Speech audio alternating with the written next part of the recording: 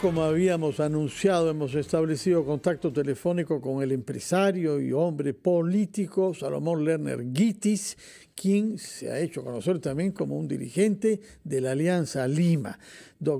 Señor Salomón Lerner, muy buenos días, bienvenido a RPP. Gracias por la invitación, Fernando. Un gran gusto de volver a conversar contigo, Fernando. Muchas gracias. Todo el mundo conoce su compromiso con el país, que lo ha llevado a ser primer ministro en circunstancias difíciles, buscó resolver conflictos sociales, mineros, recordamos muy bien eso, y los compromisos que ha tenido usted después, que le gustarán a algunos y a otros no. Pero otro compromiso constante que ha mantenido es con el deporte y particularmente con el club del cual usted es hincha, el Alianza Lima. Y hemos, lamentablemente, en los últimos tiempos sido testigos de actos de violencia protagonizados por barras o pretendidas barras de aficionados, tanto de la Alianza como de la U, con uso de armas de fuego y con víctimas de esos enfrentamientos. Se ha tomado una decisión al más alto nivel político, que es prohibir que la Alianza y la U jueguen como locales con público en sus tribunas populares. Usted es contrario a esta decisión. ¿Por qué es un contrario y qué propone en vez, señor Salomón Lerner? Bueno, mire, lo que ocurre es que nada vamos a ganar con cerrar estadios cuando el problema intrínseco en la violencia es en general, no solamente en el fútbol. Pero en el fútbol lo más importante que prima es una parte del hinchaje que es una cosa que no es de la lógica, es de la fe, de la pasión. Y aquí hay que trabajar otros temas, no hay que trabajar simplemente el cerrar la puerta y dejar que las mayorías de hinchas que quieren con mucho interés llegar un día domingo a tener una satisfacción de ver un espectáculo que ya hoy día no solamente deportivo, es un espectáculo artístico para poder tener un fin de semana alegre, con alegría. ¿Es cerrarle la puerta? No, aquí hay lo que hay que hacer es liderazgo, hay que hacer charlas, hay que hacer educación, hay que hacer cultura con esas masas de gente que hoy día están en el hinchaje en general, de que el fútbol no es violencia. Y a esos elementos que sí existen, indudablemente existen, que no son buenos elementos, tratar de orientar, separarlos. Indudablemente que hay que separarlos. Para eso hay que hacer trabajo de inteligencia, para eso hay que tener líderes dentro de la comunidad deportiva, no solamente en Alianza, en todos los equipos, hay que tener líderes, hay que tener barristas que hagan que la labor de la policía, del Ministerio del Interior, sea más eficiente y pueda dar ese tipo de valores en el fútbol. Entonces, aquí no es cuestión de cerrar las tribunas, aquí hay que hacer educación, hay que hacer cultura.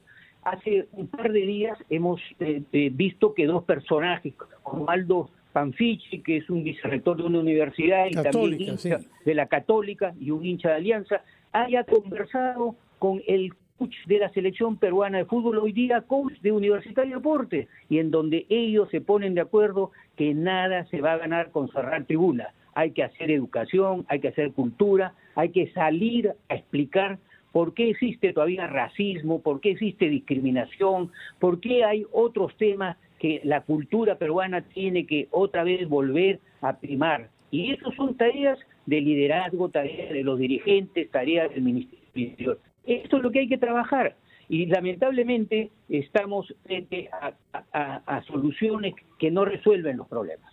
¿Usted cree que ha habido pasividad o indiferencia de la parte de dirigentes de clubes que sabían que entre los barristas habían infiltrados a personas con, digamos, trayectoria delincuencial y con armas de fuego?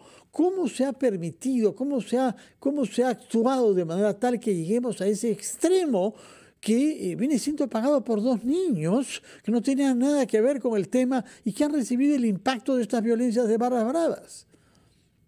Sí, efectivamente, es un descuido, hay elementos minoritarios, indudablemente, hay que decirlo. En Alianza también estamos trabajando para separar todo lo que es lo insano, lo que es dentro de los hinchajes, elementos que son minoritarios, te vuelvo a repetir, Fernando, pero que hay que apartarlos. Y para eso necesitamos ese trabajo de inteligencia, ese trabajo con el Ministerio del Interior, con la policía, a quien debemos darle todas las facilidades para que se haga esa labor. Pero también, vuelvo a repetirlo, hay que hacer educación. Nosotros en Alianza estamos este año seguramente en campañas muy importantes, en campañas sobre racismo, en campañas sobre cultura peruana, en desarrollo artístico de cosas populares que queremos hoy desarrollar. Estamos en enaltecer el patrimonio, los activos de Alianza en un museo que vamos a hacer trabajar, porque es en la historia, es en la cultura que nosotros tenemos que hacer, de quienes fueron los que han organizado una institución que hoy día dura 123 años. Eso es lo importante, hacer institución, compartir eso, pero compartirla con cultura y con educación. De acuerdo. Permítame, señor Lerner, por favor, aprovechar los minutos que nos quedan para hablar en general sobre la situación de nuestro país. Y específicamente quiero preguntarle algo con lo que tuvo que lidiar usted cuando ha sido primer ministro y en otras oportunidades. ¿Por qué no hemos podido hacer avances reales contra la corrupción y estamos ante una situación institucional de la que pueden salir ganando intereses corruptos que hagan fracasar los procesos judiciales en curso desde hace años? Fernando, lo primero que yo te contestaría es que no se puede estar haciendo investigaciones 10 o 12 años y no tomando decisiones y no tomando realmente los remedios contra esos males de la corrupción.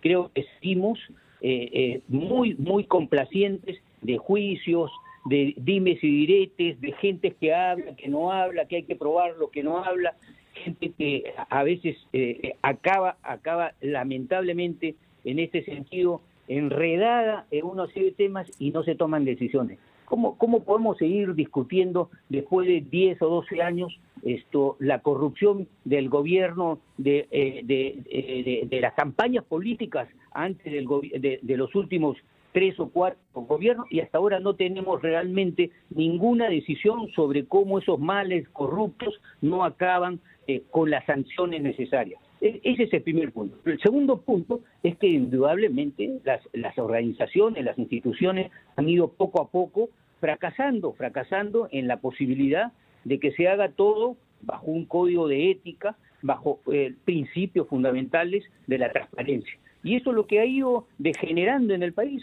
Lamentablemente, esos son los temas que hay que hoy día volver a tomarlos en las manos y decir que tenemos hoy día, por ejemplo, hoy día el mismo comunicado de la Cámara Peruana de la Construcción, en donde hay paralizados cientos de obras, millones de soles, la cifra 28.000 millones de soles, porque no se ponen de acuerdo entre el Ministerio de Vivienda y los productores de esa riqueza que son los constructores. ¿Cómo no podemos ponernos de acuerdo? Hay el diálogo, hay las controversias que hay que solucionarlas, pero no nos ponemos de acuerdo porque constantemente estamos haciendo los cambios, no hay estabilidad en el sistema, y entonces tenemos, inclusive, imagínense los promedios que hay de un ministro del Interior, a veces son 6 o 8 meses. ¿Qué se puede hacer en una planificación en 6 o 8 meses para hacer tareas que realmente demandan años para poder institucionalizar las normas y las relaciones entre los gobernantes y los gobernados? Ese es el problema nuestro, ¿no? Dejar que sigan ahondándose los problemas institucionales en el país. De acuerdo. Usted ha mencionado un sector productivo como este de la construcción. Y yo quisiera hablar sobre otro, que es el de la minería, con el cual usted tuvo experiencias directamente porque dejó el cargo de primer ministro en el contexto de un conflicto por una inversión minera en Cajamarca. ¿Qué hemos aprendido en los últimos 14 años o más? Porque ese conflicto tuvo lugar, como sabemos, en diciembre del año 11. Entre tanto, ¿qué cosa hemos aprendido y qué se puede diseñar para que la minería ocupe el papel que le corresponde en nuestro país en el respeto a las exigencias ambientales y de las demandas sociales? Mire, nosotros no fracasamos. Nosotros teníamos un estudio de impacto ambiental de una obra importante como era Conga, en donde el primer día que se instaló el gobierno del presidente Ollanta Humala, se recibió la noticia que un directorio de una de las compañías más importantes del mundo, Newmont, había una declaratoria de una inversión de 5.500 millones de dólares en un programa importante para desarrollar la explotación del cobre en el Perú.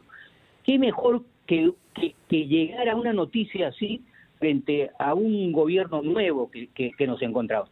Pero ¿qué sucedió?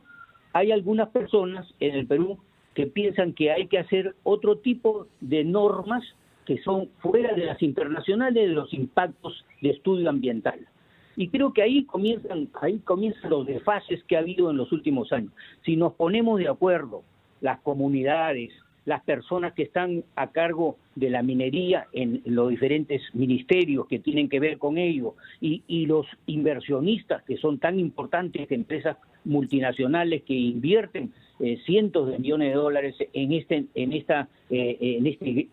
sector minero, no vamos a ir adelante. Perú no debería ser el cuarto país productor del cobre, debería ser el segundo país productor del cobre y quizá el primer productor del cobre. Pero hay que esos estudios de impacto ambiental, establecer esas normas internacionales que nos gobiernan y a su vez aplicarlas a las necesidades del territorio nacional. Pero es un tema que no lo entendemos, no lo queremos entender. Ese es el problema fundamental, sentarnos a discutir con las comunidades, con los actores trabajadores, con el sector social que está dentro de todas las necesidades de los impactos ambientales, a ponernos de acuerdo cuáles son esas reglas. Eso es lo que realmente sucedió y sigue sucediendo, no nos ponemos de acuerdo. De acuerdo. Señor Salomón Lerner, con la experiencia que usted tiene, si pudiera como palabras finales transmitir un mensaje a la clase política y en particular a los miembros del Congreso, ¿qué les diría? Yo les diría que este país es tan rico y tan importante en su desarrollo en el contexto de Sudamérica que no deben seguir los dimes y diretes y deben sentarse a discutir con cierto tipo de orientación hacia el futuro de este país. No podemos seguir en la historia, no podemos seguir en los conflictos banales que hay hoy día, que estamos discutiendo cosas que realmente no tienen importancia en el futuro institucional, en el futuro democrático del país. Yo diría, por favor, dejen de lado ese tipo de gente que tiene un genio para salir adelante a como dé lugar. Déjenlo, por favor, dejen que el país siga adelante, que se apropien de las condiciones de las grandes mayorías y no de grupos personales, y no se sirvan del Estado para seguir subsistiendo. Por favor, dejen eso de lado y vayan como fue la política de antaño, vayan a servir a los intereses de los 33 millones de peruanos. Muchas gracias, señor Salomón Lerner Guitis, ex primer ministro, ex dirigente de la Alianza Lima, por sus opiniones en primer lugar sobre el fútbol asociado a los aficionados a este deporte y luego los temas de fondo de nuestro país y lo que necesitamos para salir adelante y superar la crisis en la que nos hallamos inmersos desde hace ya demasiado tiempo. Muchas gracias, Salomón Lerner, que tenga usted un buen fin de semana. Son las 10.